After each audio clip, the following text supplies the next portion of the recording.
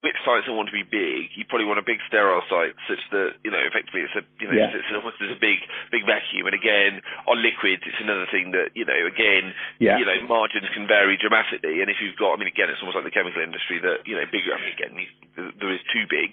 But, bigger up to a certain point is almost always better. And then with some of the other products that actually you can have some nice sort of niche type sites. And again, running through the product spectrum at Nova, it's basically having a look at their sites and working out what's big, what's small. And again, if they've got some small and medium-sized liquid sites, then you probably can say to yourself, well, they probably wish they didn't have those. You probably want one big liquid site and not two medium-sized ones. Correct. So, exactly. So you're right. So you'd say semi-solid, so creams and ointments, semi-solid, you'd want a big site. Liquid, you want a big site. Soft gel, you want a big site, actually, because they're normally dedicated sites. Sterile, you want a big site. Cytotoxics, probably not. Cytotoxics is normally quite a niche. It has to be kept separate from everything else. So I'd actually expect a cytotoxic site to be small but very profitable. Hormones, similarly. Hormones is normally a small area but profitable.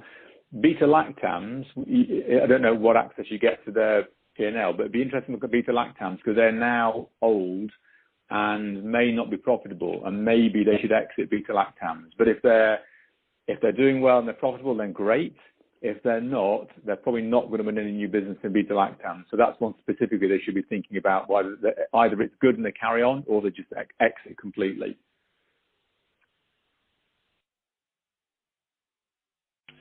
Yeah.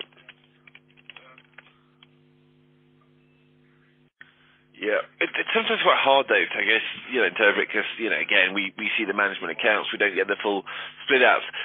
One thing I was thinking of in terms of products and, what is hard and, clearly the sort of Miami facility has, a number of issues in terms of its products, but what things do people have problems with? And one thing that I've just read in some of their commentary is that they've got a contract with Swiss for, effectively, I've seen vitamin effervescent tablets, and that's one thing that is probably a little bit trickier than the good old-fashioned blue, white, yellow pill, red pill vitamins and whatnot. What sort of things tend to be difficult, and where do you tend to see the real problems? Because again, they do have some R&D capabilities. They do have the sort of they'd say we are a CDMO rather than just a CMO. Within that, where do the sort of problems sit? What are the trickier things to get right? Yeah, okay. So effervescent tablets, you're right, they are more difficult because they have to be done in a humidity-controlled area. They tend to be less stable products. They tend to be a little bit more difficult to make. So effervescent tablets does tend to be a bit more difficult, but it's not insurmountable. But anyway, so that's a more difficult area.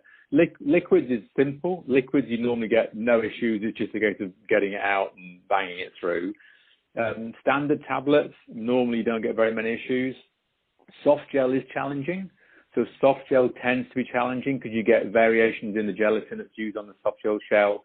So that's more of an art. So that one's definitely more difficult. Steriles is normally, it's difficult to manage. It's very profitable, and the problem with steriles is if it goes wrong, it normally goes badly wrong because you end up with sterility issues. But as long as you're good at running your sterile site, it's normally pretty well trouble-free, but it's always a risk. But it's a very good area to be, but you must be good at it. So, and again, I've not heard anything about their reputation in steriles, but if they're good at it, you can leave it alone, it's great. If they're bad at it, they need to focus on that because that would be a serious issue. Cytotoxics, you expect to be okay, small, well-run, contained. Hormones, again, you don't normally get problems with hormones. Beta-lactams is easy. It's just about whether you can get the business or not. So from what you're saying, the difficult ones would be the effervescents and the soft gels. And I assume as well in terms of, just sort of longer term trends, it clearly, biologics is, a very nice long-term growth driver, just given new methods in terms of, treating cancer and whatnot, etc. Are there any things that, if you were to say, long-term, sort of medium-term, short-term, etc., where's going to be good, where's going to be bad? Again, with increased sort of manufacturing sites in the Far East, I guess that sort of commoditized pill is long term going to be just lower and lower margin.